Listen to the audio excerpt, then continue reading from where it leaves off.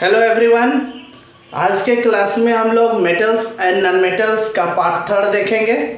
इससे पहले ऑलरेडी हमने पार्ट वन पार्ट टू बना चुका है। हम लोग एमसीक्यू सीरीज देख रहे हैं, है ना। तो आज का जो हमारा फर्स्ट क्वेश्चन है, ज़रा देखेंगे क्वेश्चन क्या है। क्वेश्चन है generally metals are solid in nature. कहता है कि जनरली मेटल्स जो होता है, generally metals are solid in nature.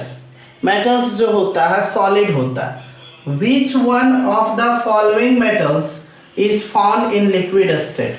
हम लोग जानते हैं कि मेटल्स जो होता है वो जनरली सॉलिड होता है, लेकिन एक मेटल ऐसा है जो लिक्विड स्टेट में पाया जाता है।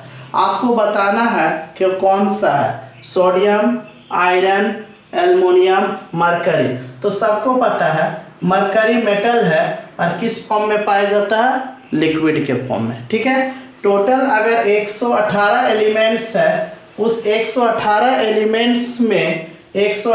एलिमेंट्स में दो ही एलिमेंट्स है जो रूम टेम्परेचर पे लिक्विड फॉर्म में पाया जाता है। एक है मरकरी और दूसरा है ब्रोमीन। तो मरकरी जो है ये मेटल है और ब्रोमीन जो है ये नॉन मेटल है। ठीक है। तो बताइए इसका सही आंसर क्या होगा।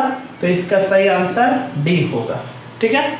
चलिए नेक्स्ट क्वेश्चन है, question number 2। N alloy is, alloy क्या है? एलॉय को हिंदी में मिश्र धातु कहते हैं। एलॉय, तो एलॉय क्या होता है? मिक्सर होता है। दो या दो से अधिक मेटल्स, या मेटल्स भी हो सकता है, नॉन मेटल्स भी हो सकता है। ठीक है। तो सारे का जो मिक्सर होता है उसी को एलॉय कहते हैं। और जो एलॉय होता है ये होमोजीनियस मिक्सर होता है। ये कैसा मिक्सर होता है? Homogeneous mixer. तो क्वेश्चन पूछ रहा है N alloy is an element, a compound, a homogeneous mixer, a heterogeneous mixer.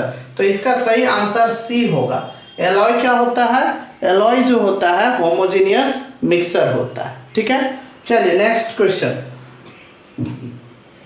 Question number 3। Which of the following non metal is a liquid. आपसे पूछ रहा है कि कौन सा नॉन मेटल है जो लिक्विड फॉर्म में पाया जाता है। तो हमने बताया दो ही है। एक आपका मरकरी, टोटल 118 एलिमेंट्स में दो ही एलिमेंट ऐसा है जो लिक्विड फॉर्म में पाया जाता है, और वो है मरकरी और ब्रोमीन। तो मरकरी मेटल है तो ब्रोमीन नॉन मेटल। तो आपसे पूछा है कि कौन सा नॉन मेटल है जो लिक्विड फॉर्म में पाया जाता है। इसका सही आंसर होगा ब्रोमीन। सही आंसर क्या होगा? ब्रोमीन। ठीक है। ब्रोमीन ही है जो लिक्विड फॉर्म में पाया जाता है। ठीक है। चलो वीडियो को पॉज करो और लिख लो। चलिए अब हम लोग नेक्स्ट क्वेश्चन देखते हैं। क्वेश्चन नंबर 4 क्या है, जरा समझेंगे। Which of the following properties is generally not shown by metals. इसमें बता रहा है कि कौन सा प्रॉपर्टीज है जो मेटल्स में नहीं होता, नहीं देखा जाता है। Which of the following properties is generally not shown by metals. First बोल रहा है इलेक्ट्रिकल कंडक्शन। इलेक्ट्रिकल कंडक्शन, तो मेटल तो इलेक्ट्रिसिटी को कंडक्ट करता है, तो ये बात तो बिल्कुल सही है। सोनोरस नेचर, सोनोरस तो होता ही है, इसमें साउंड तो प्रोड्यूस्ड होता है, सोनोरस तो होगा ही। कोई भी लोहा या कुछ भी चीज़ को अगर आप गिरा देते हैं तो आवाज़ तो आता ही है, या उसको किसी चीज़ से पीटते हैं तो आवाज़ तो आता ही है, लोहा ये सबसे टकराता है। तो बोलता है डलनेस, और एक होता है डक्टिलिटी। डक्टिलिटी का मतलब होता है कि उसको तार के जैसा। तो मेटल्स को तो तार के जैसा हम लोग बना ही सकते हैं। ठीक है। तो इसका सही आंसर होगा डलनेस। ये बोलता है डलनेस, डलनेस नहीं होता है। मेटल्स में लस्चर होता है, चमक पाया जाता है। ठीक है। डलनेस का मतलब हुआ उसमें शाइनिंग सरफेस नहीं होता है, ऐसा बात नहीं। मेटल जो होता है उसका सरफेस शाइनिंग करता है, शाइन करता है जब प्योर फॉर्म में रहता है। तो ठीक है। तो इसका आंसर ये होगा। नेक्स्ट है the ability of metals to be drawn into thin sheets.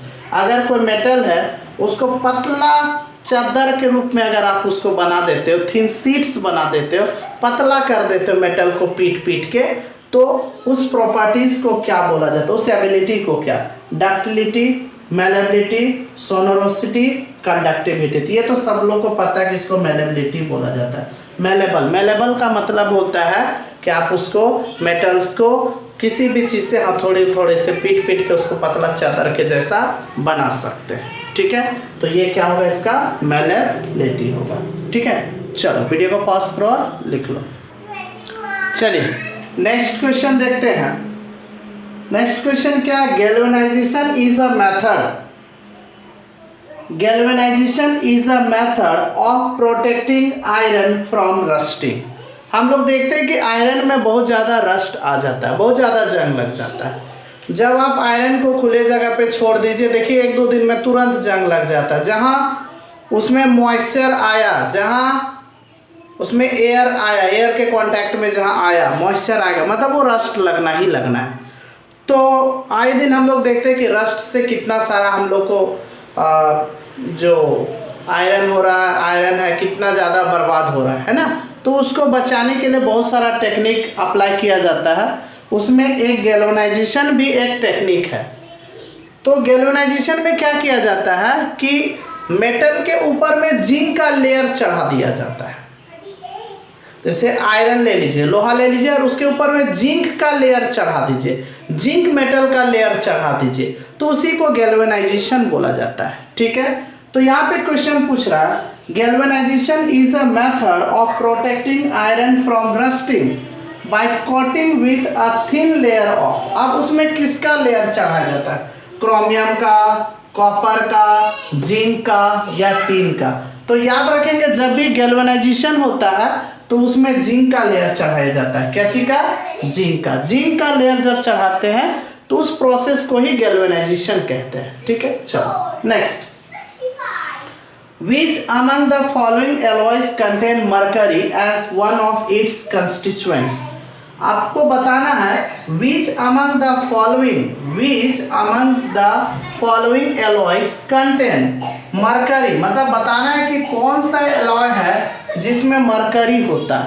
तो एक चीज आप याद रखेंगे, जहां पे भी मरकरी अगर रहेगा, अगर कोई एलॉय बन रहा है और अगर उसमें मरकरी है, इसका मतलब है जब भी मरकरी रहता है तो उसको बोला जाता है अमलगम बोला जाता है। समझ लीजिए, मतलब अगर आपको अमलगम कहीं पे लिखा हुआ अगर दिखता है, इसका मतलब आपको समझ लेना है, इसको समझ लेना कि यहाँ पे मरकरी है। उसके अलावा दूसरा कुछ भी रह सकता है, कोई भी दूसरा कुछ रहेगा।